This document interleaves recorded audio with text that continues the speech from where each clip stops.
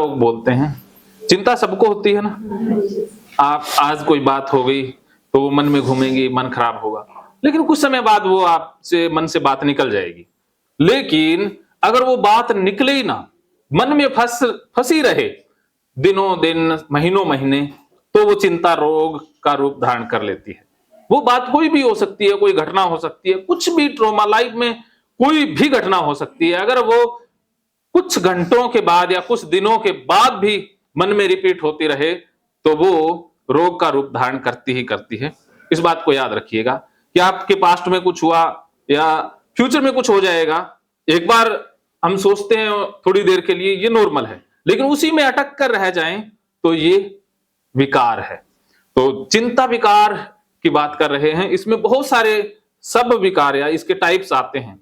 इसमें सबसे पहले आता है फोबिया। फोबिया की किसी भी वस्तु से, स्थान से डर लगना, और डर ऐसा कि जो अतार्किक है, कि डरने वाली बात ही नहीं है फिर भी डर रहे हैं, तो ये फोबिया है। ये भी बहुत प्रकार के होते हैं। जैसे किसी को अंधेरे से डर लगता है, अकेले अंधेरे में नहीं जाएंगे, किसी को साथ लेके जाएंगे। जैसे छोटे बच्चों में भी होता है, बड़ों में भी होता है, तो वो कंफर्टेबल फील नहीं करेंगे अंधेरे के अंदर। तो उनको इनके सिम्टम क्या होंगे? हार्ट बीट बढ़ जाएगी, सांस जैसे घुट रहा हो, सांस आना सा बंद सा हो जाएगा, हाँ, पसीना सा आने लग जाएगा, घबराहट बेचैनी बढ़ जाएगी और भागने को मन करेगा कि यहां से बस चलें। तो ये फोबिया के लक्षण हैं। किसी को ऊंचाई से डर लगता है, किसी मुंचाई पर जाना हो तो जाएंगे नहीं, वो बस कंफर्टेबल फील नहीं करेंगे। जाएंगे तो लगेगा कि नीचे गिर जाएंगे और मर जाएंगे, मुंह सूखने लग जाता है ना, बस फिर कंफर्टेबल नहीं रहेंगे, तो वो भी फोबिया है। किसी को बंद स्थानों से डर लगता है, क्लस्ट्रोफोबिया, कि लिफ्ट में नहीं जाएंगे, सीढ़ियों से चले जाएंगे, लिफ्ट में चढ़ेंगे ही नहीं, वो क्लस्ट्रोफोबिया है। उनको लगता है कि लिफ्ट में चढ़ेंगे और लाइट चली गई तो मर जाएंगे। क्योंकि फोबिया को डेवलप करने में सोशल मीडिया या कहीं सुनी बातें या परिवार जिम्मेदार होता है। हमने बहुत सारी बातें सुन ली होती हैं कि उसके साथ ऐसा हो गया था, तो हमारे मन में वो बैठ जाता है कि अब हमारे साथ भी हो सकता है, तो इससे फोबिया डेवलप होता है। जानवरों से रिलेटेड भी हो सकता है कि सांप से डरना, ये भी फोबिया है। लेकिन आप तो कहोगे कि सांप से तो सभी डरते हैं। सभी कैसे डरते हैं? अगर सांप यहां आ जाए तो आप भागोगे, चिल्लाओगे, कुछ भी हो सकता है, ये नॉर्मल है। लेकिन सांप है ही नहीं फिर भी डर रहे हैं। तो मेरे पास एक स्नेक फोबिया वाले पेशेंट आए, तो उन्होंने क्या किया वो मैं सीन बताता हूँ। सबसे पहले वो कमरे में घुसे, कमरे में देख के दरवाजा, पहले तो जो गेट है उसको देखने लग गए, पूरा देखा, फिर वो बेड पड़ा था उसको उठा उठा के कहीं से उठाए, देखते रहे आधा घंटा। वो फिर रजाई झाड़ रहे हैं, तकिए झाड़ रहा, बस वो झाड़ता ही रहा। फिर वो बूट उतारे, फिर बूट पहनने लगा तो बूट को ऐसे ऐसे झाड़ने लग गया। वो ढूंढ रहे, मैंने कहा क्या ढूंढ रहे हो? कहते हो बस देख रहा हूँ कि कहीं सांप ना हो, क्योंकि मेरे सामने तो वो सच बोलेगा ना। तो वो ढूंढता रहता है, रात को भी रजाई पलेट के सोता है, मच्छरदानी इस तरह से दबा लेगा कि बस कहीं से सांप ना घुस जाए। तो वो स्नेक फोबिया का लक्षण है। वो कहीं जाता ही नहीं है, सांप होगा कहीं, सीट पर बैठेगा, बस में जाएगा तो देखेगा पहले। तो वो कहता है होगा नहीं, लेकिन मेरे मन में बैठा हुआ है, बस हो तो, बस उनके मन, अगर हुआ तो फिर उनके पास जानकारी ऐसी होती है सोशल मीडिया से, एक सांप काट ले तो बंदा बचता ही नहीं है। उनके पास वो जानकारी होती है जो सही नहीं है, कुछ ज्यादा ही जानकारी होती है। ये फोबिया का लक्षण है। डॉग से फोबिया हो सकता है, कुत्ते से डरेंगे, कुत्ता पास से निकल गया तो अब उनका घबरा जाएंगे, कुत्ते से दूर रहेंगे, जहां पर कुत्ता होगा वहां नहीं जाएंगे, दूर ही रहेंगे। तो ये डॉग फोबिया है। लिजार्ड से डर लगना, छिपकली से डर लगना, जिस कमरे में छिपकली होगी अब पूरा ध्यान वहीं, छिपकली क्या कर रही है, कहाँ जा रही है, उसको ही देखते रहेंगे। एक साहब का फोन आता है, वो कहते हैं सर मेरी वाइफ को लिजार्ड वाला ये फोबिया है, और वो घर में घुसती है तो सबसे पहले मुझे कह दिया कि पहले छिपकली को निकालो फिर मैं घुसूंगी। उसने कह दिया कि घर में एक ही जीव रहेगा, या तो मैं या छिपकली, मुझे रखना है तो छिपकली को बाहर निकालो। तो ये फोबिया है, किसी भी तरह का हो सकता है, किसी और जानवर का भी हो सकता है, जिससे आप डरते रहते हैं और उससे दूर भागते हैं। ये लक्षण है फोबिया का। जैसे किसी को स्टेज पर बोलने से डर लगता है, किसी को सोशल फोबिया होता है, लोगों से बातचीत करने में डर लगता है, अकेले जाने से डर लगता है, किसी को ट्रेन से डर लगता है, किसी को फ्लाइट से डर लगता है, किसी को खून से डर लगता है, खून देख लें तो बस मन खराब हो जाता है, या और भी बहुत सारे फोबिया हो सकते हैं जिनके नाम गिनाना भी बहुत मुश्किल है। तो ये फोबिया है। इसके बाद पैनिक डिसऑर्डर की कई बार ऐसे महसूस होने लग जाता है कि मरेंगे, अब तो हार्ट अटैक होगा, और वो सारे सिम्टम भी आने लग जाते हैं। अकेले नहीं जाएंगे, किसी को साथ लेकर के, लेकिन होता कुछ भी नहीं है, बस फिर भी डर लगता रहता है। कोई न्यूज देख ली, कोई टीवी पर देख ली, कोई रिश्तेदारी में चला गया, तो अब हमारा तो दिमाग खराब हो गया कि अब हम भी मर जाएंगे। तो बस ये भी पैनिक डिसऑर्डर के लक्षण हैं। इसमें आगे आ जाता है एक ओसीडी की, जिसमें गंदगी से डर लगने लग जाता है, जैसे बार बार हाथ धोना। जैसे कोरोना में सिम्टम बताए गए थे ना, जो एहतियात बताया गया था, वो उसी रोग के लक्षण थे जिनको बार बार रिपीट किया गया। तो कोरोना से पहले ओसीडी के पेशेंट कम थे रामगोपाल जी, और कोरोना के बाद लाखों करोड़ों लोग ओसीडी के शिकार हो गए। क्यों हो गए? क्योंकि उनको गंदगी लगती है। वो दरवाजे को ऐसे हाथ नहीं लगाएंगे, वो या तो कोहनी से खोलेंगे, या पैर से खोलेंगे, या नैपकिन से खोलेंगे। वो उनको लगता है कि दरवाजे का हैंडल गंदा है, अगर हाथ लगा दिया तो हाथ गंदा हो जाएगा, अगर लगा भी दिया तो फिर बार बार जाएंगे ऐसे धोएंगे। ऐसे हम तो एक दो मिनट में या कई बार सेकंडों में धो लेते हैं। वो ऐसे नहीं, वो ऐसे ऐसे पानी गिराते रहेंगे, साबुन लगाएंगे, झाग चढ़ाएंगे, फिर यहाँ से यहाँ तक पूरा धोएंगे, फिर छींटा कहीं लग गया फिर दोबारा राउंड शुरू कर देंगे, फिर तीसरी बार धोएंगे। इतनी बार हाथ धोएंगे कि हाथों की चमड़ी तक उतरने लग जाती है, ये सफेद हो जाते हैं हाथ। मेरे पास आते दिखाते हैं, ये धो धो करके सफेद हो जाते हैं, इतनी बार हाथ धोते ही रहते हैं। ये भी ओसीडी के लक्षण हैं।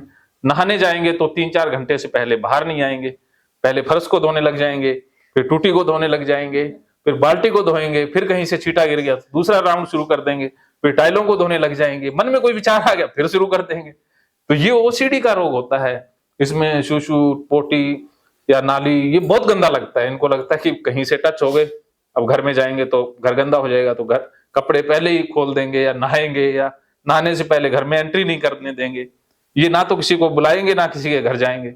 ये मेहमान को बुलाते ही नहीं है कि मेहमान बाहर से आएगा, सोफे पर बैठेगा, सोफा गंदा हो जाएगा, तो कुदरती आ जाए कोई गलती से तो वो चला जाए, तो वो सामान जो उसने छुआ सारा धो देंगे। तो ये ओसीडी है।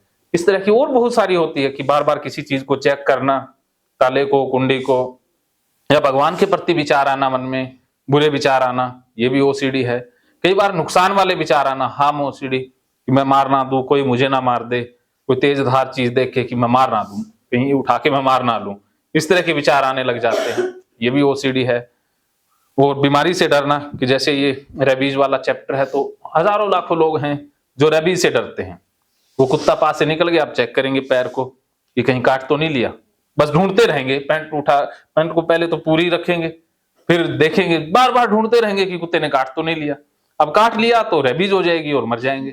तो वो बस यूट्यूब पे या गूगल पे रेबीज के बारे में पढ़ते रहेंगे, और फिर नहीं मन मानेगा तो वैक्सीन ले लेंगे। ऐसे वैक्सीन भी लेते रहेंगे, पूछते भी रहेंगे, लेकिन वो रेबीज से डरना भी एक रोग है, ओसीडी बोलते हैं। किसी को एचआईवी से डर लगता है, किसी को कैंसर से लगता है, किसी को हेपेटाइटिस बी, सी, जो असाध्य बीमारियां हैं जिनका इलाज नहीं है, उनसे डर बैठ जाता है। तो ये कुछ लक्षण हैं ओसीडी के। तो अब 2-3 मिनट में हम एक नंबर 1 जो डिसऑर्डर है, अभी मैंने नंबर 2 डिसऑर्डर की बात की है, एंजाइटी डिसऑर्डर। ये भारत में या विश्व में नंबर 2 पर है।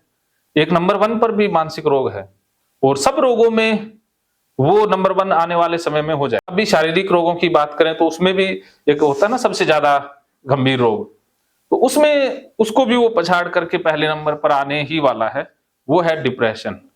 उसका नाम आपने सुना होगा। उसकी सिंपल सी परिभाषा इतनी ही है कि प्लेजर ना महसूस होना, बस कि हम काम करते हैं तो इसमें आनंद आता है इसलिए करते हैं।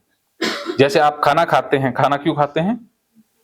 भूख लगती है इसलिए नहीं खाते हैं, ये झूठ है। सच ये है कि खाने में हमें प्लेजर मिलता है, आनंद आता है, इसलिए खाते हैं। कि खाना हमें अच्छा लगता है इसलिए खाते हैं। जिसको डिप्रेशन हो जाएगा उसको अच्छा नहीं लगेगा, तो आप उसके सामने कुछ भी रख दो, उसको भूख भी लगी है लेकिन उसको खाने का मन ही नहीं कर रहा ना। जब भूख तो लगी है लेकिन खाना वो अच्छा ही नहीं लग रहा ना, तो खाना ही नहीं हो पाएगा। तो या तो वो खाएंगे तो फिर उनको अच्छा तो लग नहीं रहा है, बस खा ही रहे हैं, खाते रहेंगे, मोटे हो जाएंगे, या बिना खाए वो पतले होकर के वजन बहुत कम हो जाएगा।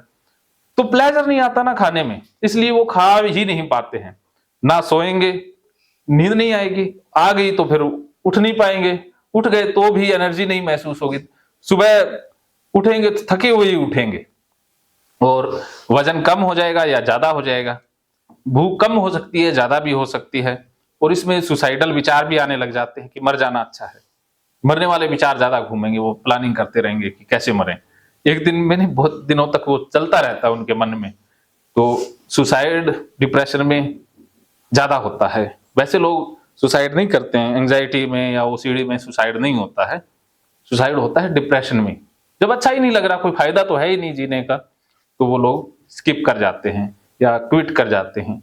और इसमें रोने को मन करेगा, अपने आप ही रोना आ जाएगा, आंसू अपने आप ही आते रहेंगे, बस रो लूं जैसे, रोने को मन करता रहेगा, और चिड़चिड़ा स्वभाव हो जाएगा, काम पर फोकस नहीं होगा। जैसे यहाँ बैठे हैं ना, तो यहाँ शरीर से बैठे रहेंगे लेकिन मन नहीं करेगा पढ़ने को, कोई बोल रहा है अच्छा नहीं लगेगा, कुछ भी अच्छा नहीं लगेगा, किसी से बात करना भी अच्छा नहीं लगेगा, किसी से कुछ भी अच्छा ही नहीं लगेगा, ना पहनना। तो जब अच्छा सा ना लगे, ये अगर सिचुएशन 14 दिन से ज्यादा हो तो ये डिप्रेशन हो सकता है। तो अब अंत में सिर्फ 2 चीजें जिनसे आप स्वस्थ रह सकते हैं हमेशा के लिए, उसमें सबसे पहले है कैथारसिस, कि अपने मन में जो भी बातें आए तो उसका हिसाब किताब आज ही कर लिया करो, पेंडिंग ना छोड़ा करो। हाँ, मन में जो भी आया उसका हिसाब किताब आज का भी, वरना लोग 10 साल की भी बातें याद रखते हैं, मौका मिलेगा तो बताएंगे, तो 10 साल से वहीं फंसे हुए हैं। तो किसी भी सिचुएशन में अटक कर ना रहो, इसके लिए एक थेरेपी बनाई गई है कि आप उसको बोलो, लिखो, पीटो, मारो, कैसे भी उसको निकालो दिमाग से। किसी ने बुरा किया तो जरूरी यही है कि उसका हाथों हाथ जवाब दो। अगर सामने वाला पावरफुल है, जॉब जाने का भी खतरा है या कुछ और भी मसला हो सकता है, तो उसका बाद में कैथारसिस करो घर पर जा करके। तो जैसे पहले क्या होता था कि औरतें कपड़े हाथ से धोया करती थी, थापी से, तो अब सास बहू में झगड़ा तो अक्सर हो ही जाता है। तो जैसे ही सास का वो कपड़ा आता, कुर्ता आता, तो उसको इतने जोर से पीटती कि उसके बटन तक तोड़ देती। अब बटन टूट गया तो उनको शांति मिलती, अब देख ये बुडली है ना, ये अब लगाएगी, तो वो लगाती, वो कहती मेरा बटन टूट गया, तो वो कहती मुझे क्या पता टूट गया होगा, मैं तो कपड़े धो रही थी। तो बड़ा उसको शांति मिलती, प्लेजर मिलता, वो लगा रही है तो उसका वो कैथारसिस हो जाता, मन से निकल गया ना, अब वो शांत हो गई। तो ऐसे ही शांति के तरीके होते हैं। हम ऐसे बहुत से तरीके हैं कि आप नाच लेते हो, शादियां होती है ना, तो 10-15 दिन में वो सारा निकल जाता है, डांस करके भी निकल जाता है, बोल के भी निकल जाता है, हंसी मजाक से भी निकल जाता है। तो जो आपके हंसी मजाक वाले हैं आसपास, तो उनसे खूब हंसी मजाक हो, बोलना हो, एक्सप्रेस करें खुल के, तो आपका ये मन में जो कचरा आता है ना वो चला जाएगा। जैसे हम रोज शरीर की सफाई करते हैं, कमरे की सफाई करते हैं, लेकिन इसकी सफाई नहीं करते हैं ना, इसमें वही पुराना कचरा महीनों तक का हाँ भर के रखते हैं। तो इसको डेली सफाई कर लिया करो, मानसिक रोग नहीं आएंगे। ये बेस्ट तरीका है, मैं भी ऐसा ही करता हूँ, मैं रोज सफाई कर लेता हूँ। मेरे तरीके अपने अपने हैं, कुछ तरीके सबके अपने अपने तरीके होते हैं ना, आप अपना तरीका ढूंढ लो जिससे मन खाली होता हो, तो सारा उस निकाल दिया करो। चाहे शाम को हो तरीका, सुबह हो, कोई भी अल्टरनेटिव तरीका आपको ठीक लगता है, उससे आप अपने मन को खाली जरूर करें, वरना ये मन एक बार भर गया ना तो ये काबू नहीं आएगा। एक बार ये खराब हो गया, जैसे हम मोबाइल 1 घंटे खराब हो जाए तो बेचैन हो जाते हैं ना, तो ठीक कराने पहुंच जाते हैं, चाहे कितने भी पैसे लगो, भी मोबाइल तो खराब नहीं रह के चलेंगे, लेकिन दिमाग 15-15, 10-10, 5-5 साल से खराबी लिए घूम रहे होते हैं। लोग कहते हैं कि मुझे 5 साल से डिप्रेशन है, 5 ये कभी कहते हैं मेरे पास एक मोबाइल है वो 5 साल से खराब है, नहीं कहते ना, लेकिन मन के मामले में ऐसा करते हैं। तो ये थी हमारी छोटी सी वार्ता। रामगोपाल जी, आपका बहुत बहुत धन्यवाद, शुक्रिया। तो आपका कोई भी सवाल है तो डिप्रेशन हो किसी प्रकार का? सर जैसे आपने बताया कि मतलब मन से बातें निकाल दो, हाँ बैठे बैठे बता दीजिए। कोशिश तो करते हैं कि सर भूल जाए, लेकिन वो भूलते ही नहीं है, हाँ माइंड में चलती रहती है सर। हाँ उसको कैसे वो एंजाइटी और थिंकिंग का पार्ट करके भी देख लेते हैं, जैसे रो के भी देख लिया, हाँ। किसी को कह के भी देख लिया, हाँ। एक बार सेटिस्फाई हो जाते हैं, लेकिन बाद में फिर वही वो है ना, एक बार तो निकल गया फिर दोबारा से भर जाता है, बार बार भरता रहता है। तो देखो एक बार तो खाली तो करना ही करना होगा, इसके लिए आप कई बार ना आधा अधूरा सा कैथारसिस होता है, उसको सिस्टमेटिक वे से करना होगा। इसके लिए मैं श्री राम गोपाल जी बहुत अच्छे से बताते हैं, ये हम करते भी थे। तो कि आप कोई कमरा अपने घर का ऐसा देख लें, उसको बंद कर लें, जिससे भी प्रॉब्लम है उसका वो स्केच बना लें, या कोई भी बात है उसको कागज के ऊपर लिख लें, आधा घंटा लगा करके आराम से लिख लें, कई पेज भर लें, और म्यूजिक सिस्टम डेक वो जो भी हो बूफर स्पीकर लगा करके। कल सैटरडे एक्चुअली, हाँ, और क्या है कि कोई नहीं होगा, हमारा ही राज है जी कल तो हाँ यही कर लेंगे। हाँ, तो उसमें अग्रेसिव सा म्यूजिक लगाएं, कोई सैड सॉन्ग आना लगाएं ना, मेरे पास जिसमें इमोशन आए, उसमें गुस्सा आए ना, वो गुस्सा पूरा उसको पीट के कूट के चिल्ला के गाली निकाल के कोड वर्ड में, कुछ सुन लेगा तो कोड वर्ड में निकाल दें। तो मन से पूरा निकाले आधा घंटा तक, पसीना आना जरूरी है। जब पसीना आ गया, हाथ पैरों में दर्द शुरू हो गया, फिर आप आराम से लेट जाएं, सो जाएं बस। फिर आप कोई अपना जो फेवरेट सॉन्ग है वो सुन लें आधा घंटा तक। उसके बाद उठेंगे आप, एकदम खाली उठेंगे। और ये भी उससे अच्छा तरीका जो हम नॉर्मल करते हैं। फिर भी हमें दोबारा मन में कचरा ना आए, इसके लिए ध्यान रखना है।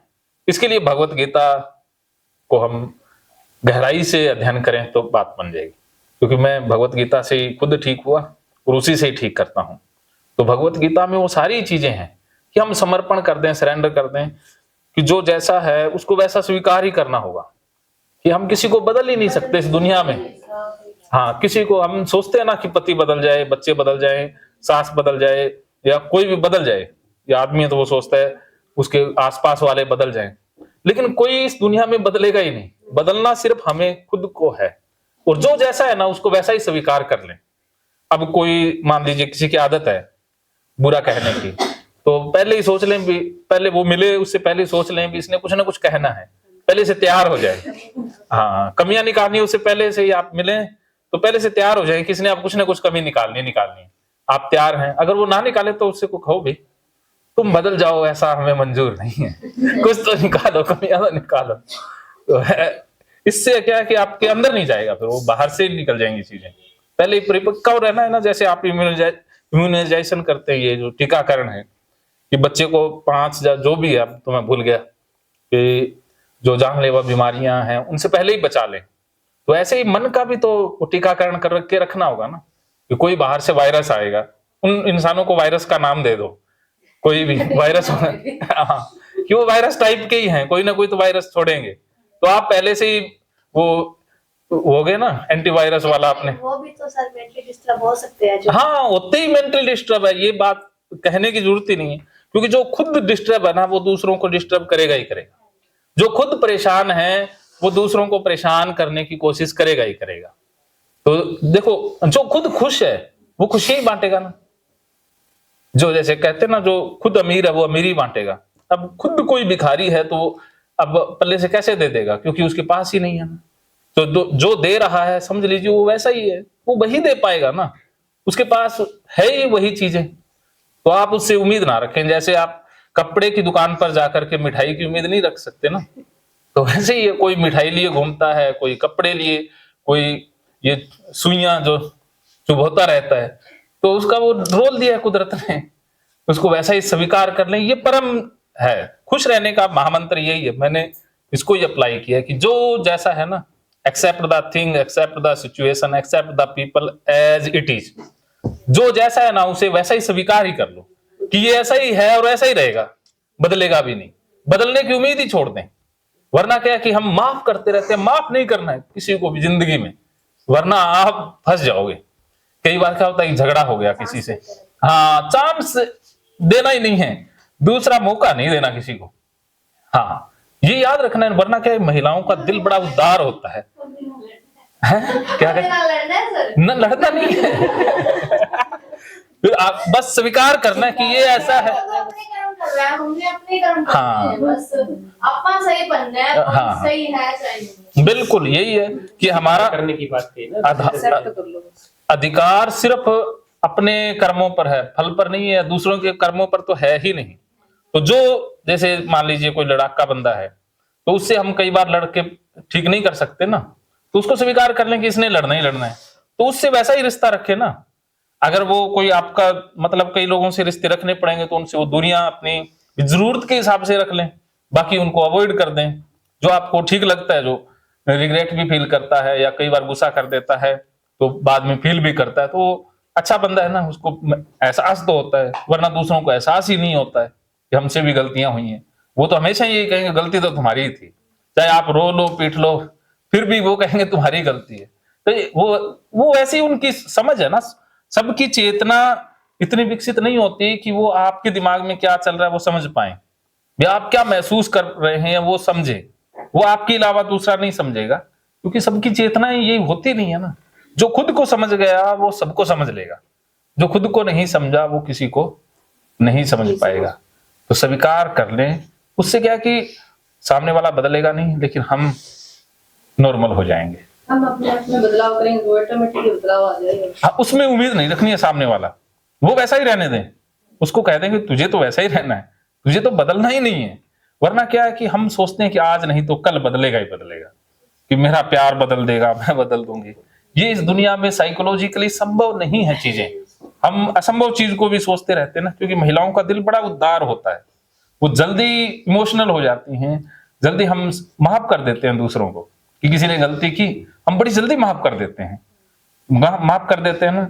अगर किसी को माफ कर दिया तो वो दूसरी गलती के लिए वो रेडी हो जाता है, वो बच जाता है ना। उसको कहीं स्वीकार कर लिया, अभी गलती कर दिया, माफी की जरूरत नहीं है, लेकिन मुझे पता है कि तुम ऐसे और ऐसे ही रहो, तो हमारे रिलेशन उतने ही हो जाएंगे। ठीक है, हाँ जी। इसके विषय में बहुत ही महान एक व्यक्तित्व हुए, चार्ल्स डार्विन, नाम सुना आपने, जिन्होंने विकास का सिद्धांत दिया है।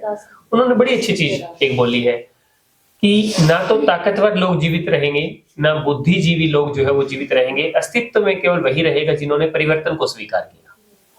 ठीक है, तो जो समय के हिसाब से, परिवर्तन के हिसाब से अपने आप को ढाल लेते हैं, स्वीकार कर लेते हैं ना, उनका अस्तित्व भी लंबे समय तक जो है वो बना रहता है। तो ये तो क्या थी कि खुश रहने से संबंधित या मानसिक जो हमारा स्वास्थ्य है उससे संबंधित जो है बात रखी। अभी मैं आपको राजेंद्र जी के माध्यम से एक छोटा सा डेमो जो है वो एक और देना जो है वो चाहूंगा। शुरुआत जो है वो मैं करता हूँ किसी और का। मुन्नी जी, आप थोड़ा सा एक बार के लिए आगे होंगे।